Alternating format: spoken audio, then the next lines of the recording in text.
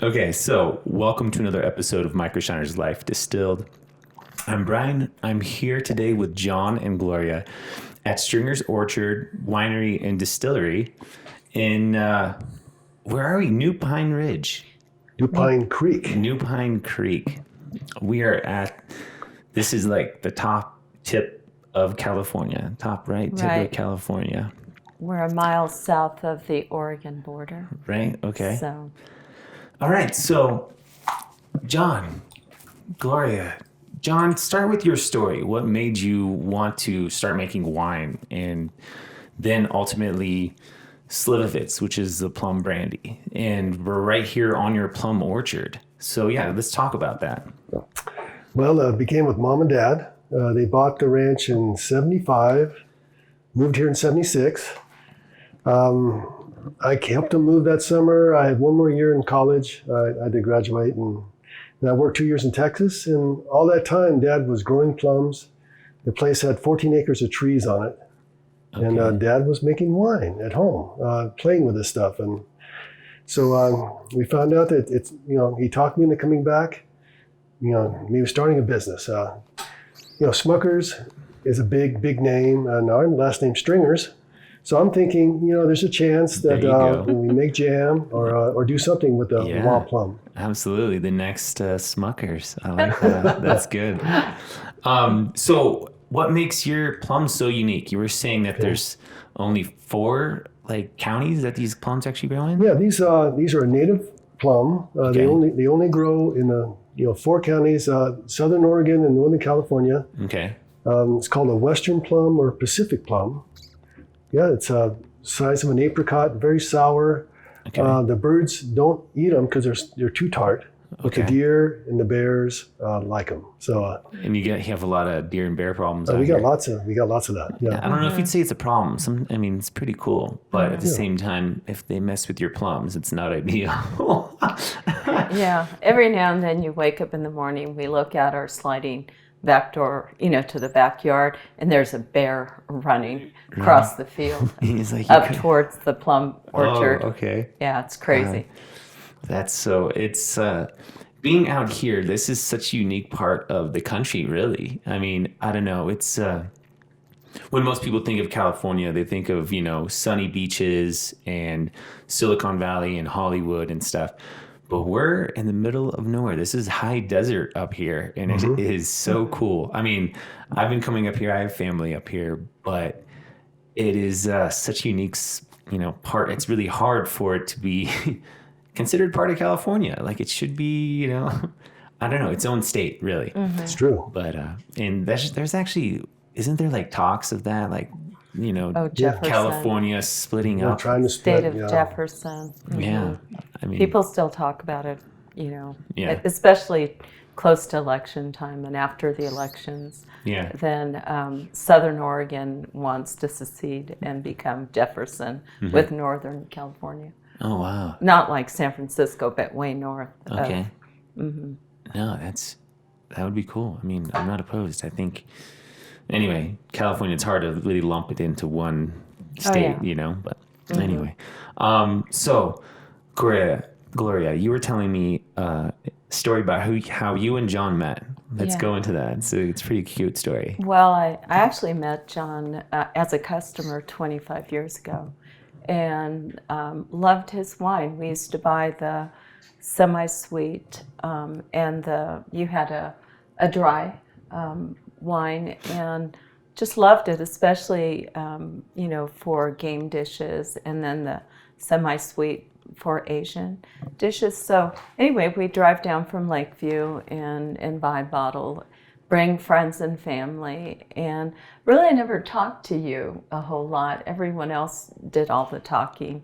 And it wasn't until about 5 years ago that we actually visited a little bit. And my stepdaughter was moving to France, and I wanted to send something to her fiance that was unique to this area. So I came down to buy a sweatshirt and some wine. Mm-hmm. And then we talked, and then it just progressed very naturally. That's awesome. Yeah. Well, that's a so- great story. And then, so you got married here Yeah, we at did. the Distillery Winery. Yeah, Yeah, last almost year. a year ago to the date. Okay. Yeah, June 23rd last year. Oh, Right. well, we're coming up on your anniversary, I guess. Yeah. I know. Congratulations. That's Yeah, to it was celebrate. great. It was Yeah, a definitely. great wedding. John asked me, where do you want to get married, when he did ask me.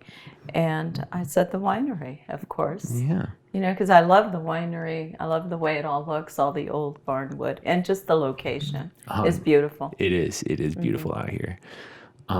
Okay, so let's taste the wine, I guess. So this is the plum wine right here. And yeah, it's already, I had a little taste earlier, and yeah, it's you taste like rich plum right there. And you said it's a sour, sweeter wine. I mean, I'd say sweeter. I mean, I'm no sommelier, but it's different than where I come from in the wine country. You know, it's like, oh, you got that Chardonnay, you have the Russian River Pinot. Now this is completely unique. So this is the recipe that's stayed the same since. Yes, pretty much. Yeah. Okay, so just same plums, same everything. And then is this aged at all or anything? Aged in stainless. This one here is probably 8 years old. It actually ages really well. It does. No, it has a nice tart finish. I like that. Yeah. It's a lot of fun. So, so then I guess explain your process a little bit and how you make your other products, your distilled spirits. Do you take this wine in particular and then distill it, or do you take something else and then ferment that, or go into the little process? It's like a separate process. For the brandy, I actually crush the plums, and I don't add yeast to it. I use a natural yeast because I found out it smells better, it tastes better. And I've had really good luck with that. And so you ferment it for 3 weeks, Okay. and then you run it through the still, and then you then all that byproduct you have to throw it away. But it's basically fermented, distilled, and then we age it for a short time. And I'm playing with oak chips also, and different ideas, and still working on it. It's still fun to play with all these things. Yeah, no, definitely. It's so explain what are your different products you make? Right here we have the Slivovitz, right? We do. Okay. So let's explain to viewers and listeners what Slivovitz is. It's basically Slivo is plum in Germany or Ukraine, over in Europe. So it's a plum brandy or distilled product. And people over there know exactly what it is. They're allowed to make it at home. United States, of course, they don't know what it is. Yeah. But it's a little like, I don't know, like gasoline. I don't know if it's but it's very good. I got a silver on this one at California State Fair. Okay. And I just need to send it back, and they should give me better than that, I think. Yeah, It's good. definitely. It's smooth. Okay. So Slivovitz, like it literally translates into plum. Slivo is plum. Slivo is plum. Okay. Okay, cool. And then plum brandy, essentially. Yeah. Very cool. And I think I mentioned to you that it's used for different family events, traditional events, christenings, just weddings. We toasted with Slivovitz at our wedding, just it has a nice, very nice taste to it, an aftertaste. You can taste the plum, and it's a little bit of a shocker at first because you're expecting plum, a sweet plum, Right. but the aftertaste is the plum. I don't know how to describe it, but it's very good. No, I agree. Yeah, it has like a little bit of bite of like a nice bite in the beginning, but a nice then it's clean smooth. fruit finish. It's nice. I've always been a fan of like this and Kirsch, Slivovitz and Kirsch as well. And then you do, so one of these is unaged, and then you do another one you're playing around with oak as well. With yeah? oak, yeah. Okay. And people like it. My kids really like it. It's more like a Jack Daniels in a way. Wow. Okay. And Has that oak bite. Yeah. it does. And so there's. You aged that one for 10 years. I've got some that's an age. Sometimes you put a sample in something, and then you forget to sample it for 20 years or whatever. And that's what I did. I just actually didn't realize how good it was. Yeah. And it was in the barrels all this time, and I finally tasted it and tried it and bottled it. Yeah. So everything's laid back, and of course I'm the first one to say that I don't get things done sometimes because I don't have to. It's nice to relax in this. It's not a hustle bustle type life around here. Right. So we enjoy that. And exactly. No, like I said, I have family in Alturas, which is like 40 miles south of here. But I love coming up here because it is exactly that. It's a little more laid back. Things just move a little slower. And it's a nice vacation. Like I spent my morning working on a puzzle, drinking coffee, you know, and it's like, that's nice. Okay. But if I'm back down, by my studio and everything, there's always deadlines and projects and stuff. But you mentioned our history. The first 15 years we made wine and jam and syrup and all those products. And then I've got a special friend, Bill Mosby, down in Buellton. He bought 2 stills while he was traveling in Europe. Okay. And in Switzerland, in fact, and he gave me one. And that's how I got started in the spirit business in 2006. Okay, so 2006 when you started. So you got me interested in, and it's been so much fun, playing with a different product instead of just making wines all the time. Right. I'm really enjoying it. It's been a lot of fun. Yeah, no, distilling, it's to be able to make a product come out of a still that's really palatable and enjoyable is really, it's probably, I've done a little bit of home distilling myself, but yeah, and I can't really talk about that, but,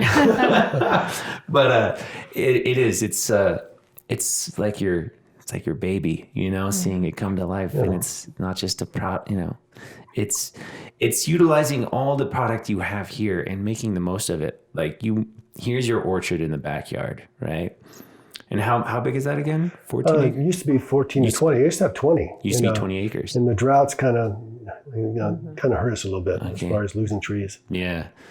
But so you grow all the plums right here. You make jam. You make wine. You make Slivovitz. And you make plum syrup as well. I do. Right? And anything else I'm missing? Plum liqueurs. Plum liqueurs. And then his regular gin, which is a Geneva style gin with an amber color that we like. Okay. That mixes well. The gin. Okay. The gin, and you just got greenlit for your vodka label as well. I did. So we're branching into vodkas.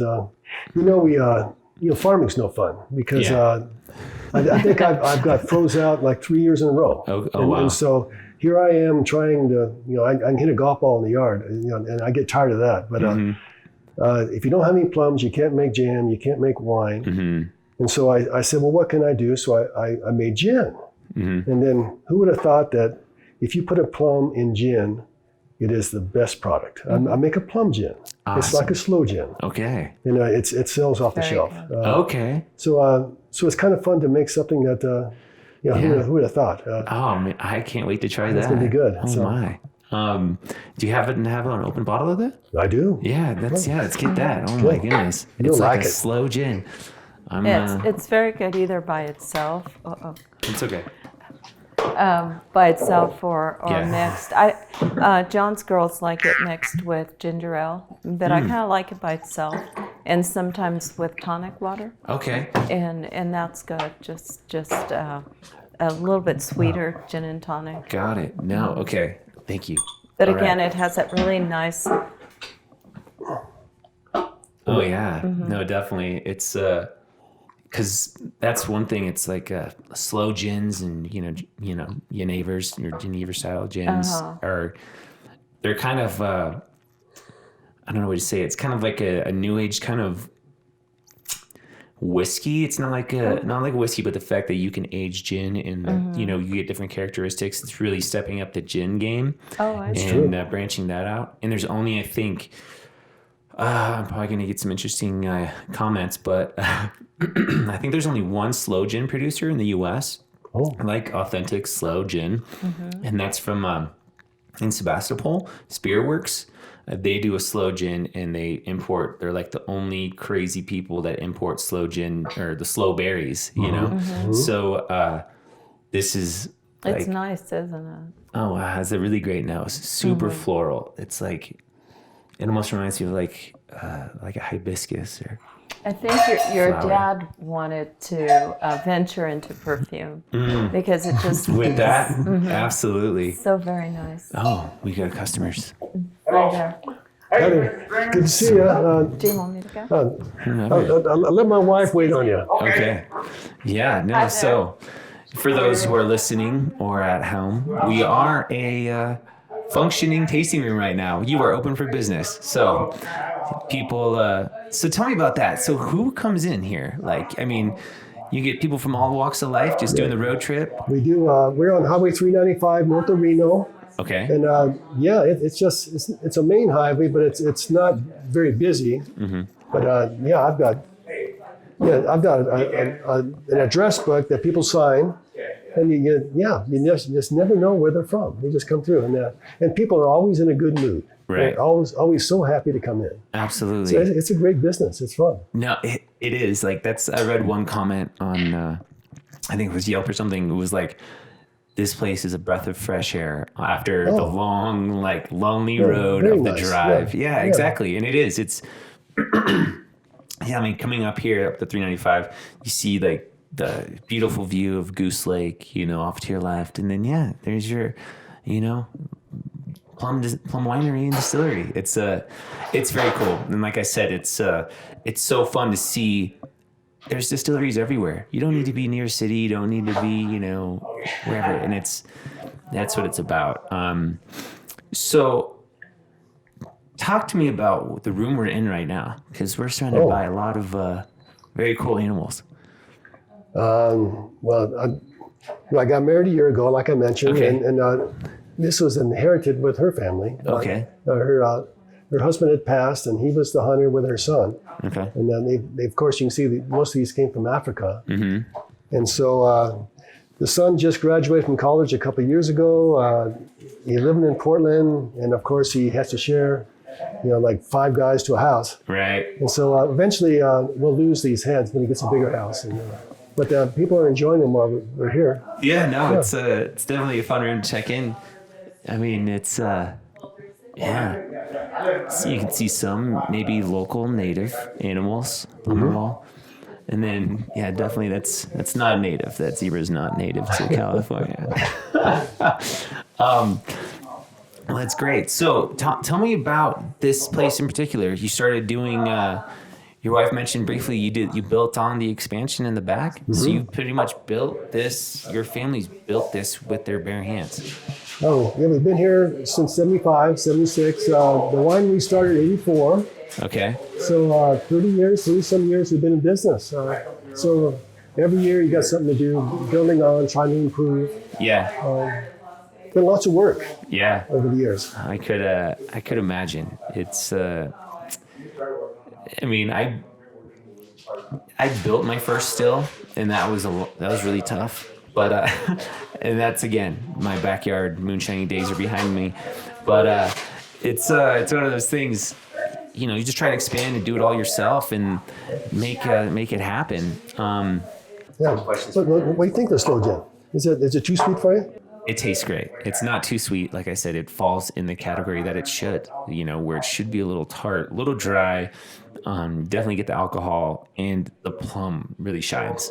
So how do you break it down? How do you make this? Well, you make a gin, Uh-huh. and then you just infuse it with the fresh fruit. Fresh fruit. So you're putting plums in there. Okay. And after 6 months, it turns it red because the plum is kind of orangish red. Mm-hmm. With a little sugar, and you got it. Nice. No, it's that's heavenly. Have you submitted this to any contest or anything? I haven't. No, not yet. You should. That's got to be a double gold. Yeah, It's no, good. definitely. Yeah, it's It good. is. It is great. It's great. So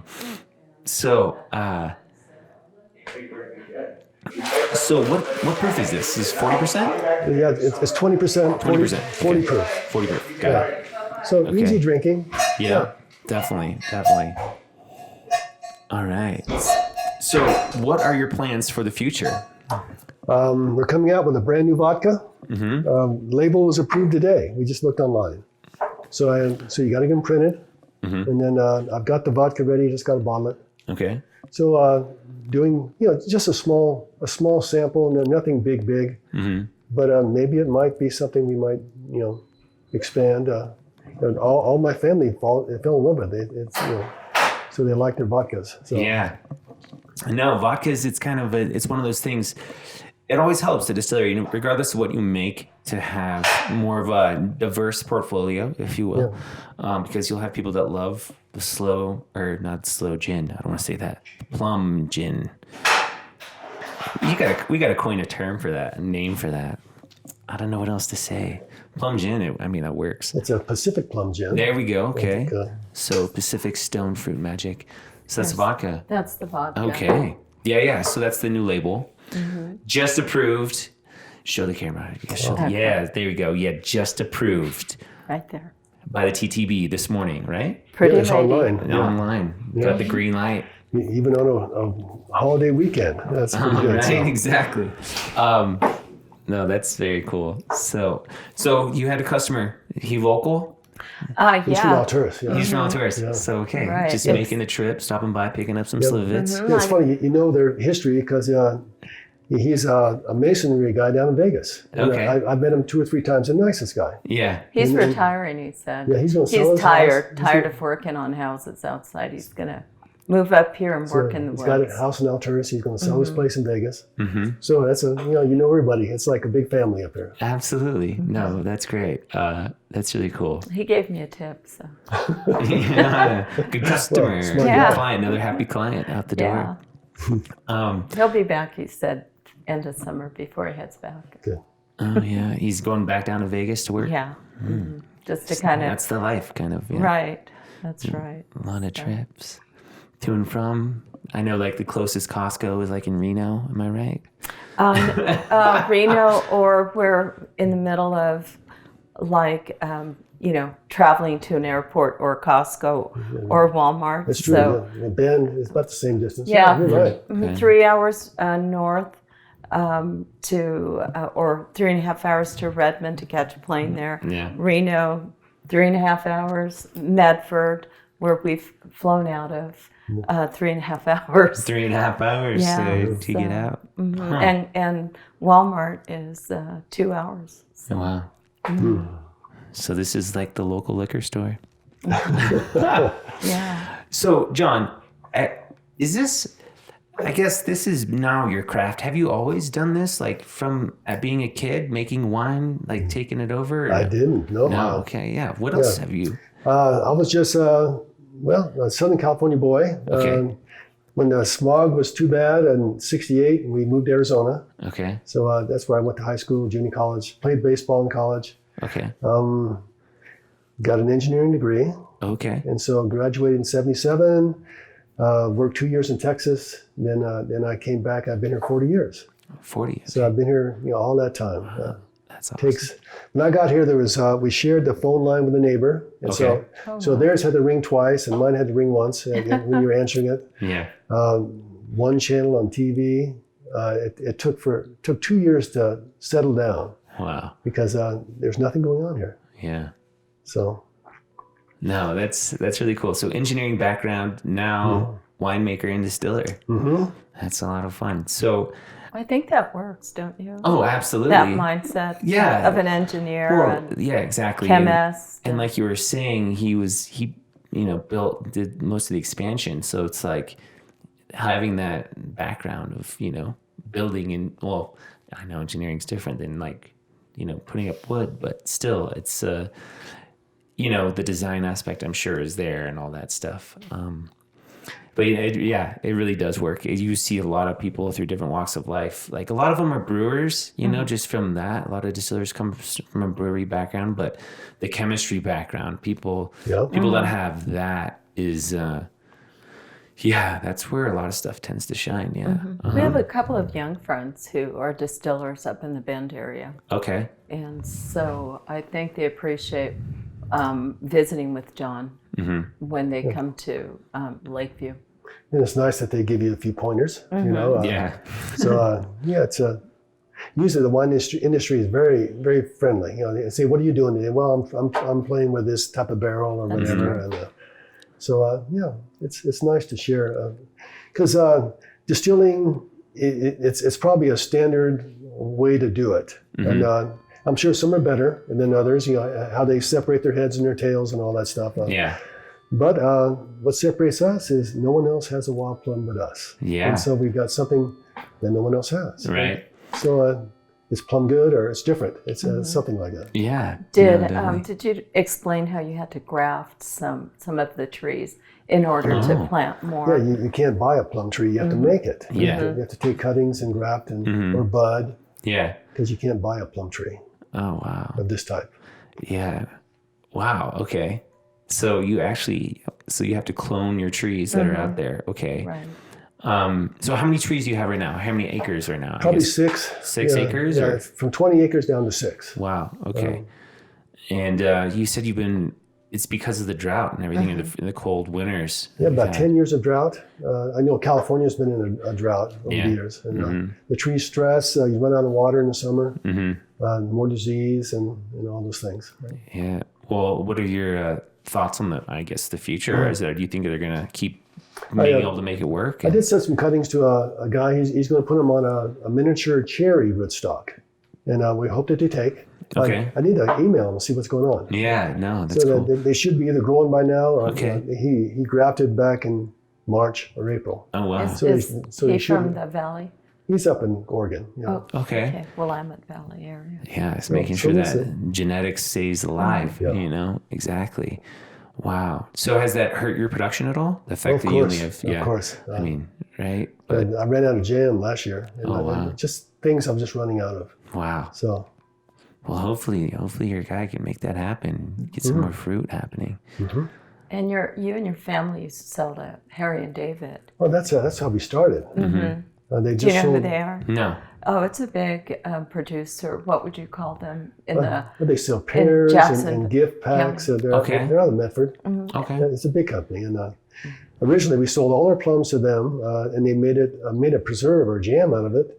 As part of their wild and rare gift pack. Oh, So wow. they had maybe peach jam, and then you had the plum was part of it, and they made different, maybe blueberry or boysenberry. Wow. And so that's the first 5 years or 6 years we just sold plums, and then all that time thinking about a business. And so. And how many, you told me, but I don't remember, how many pounds did you sell? Our best year was about 50,000 pounds.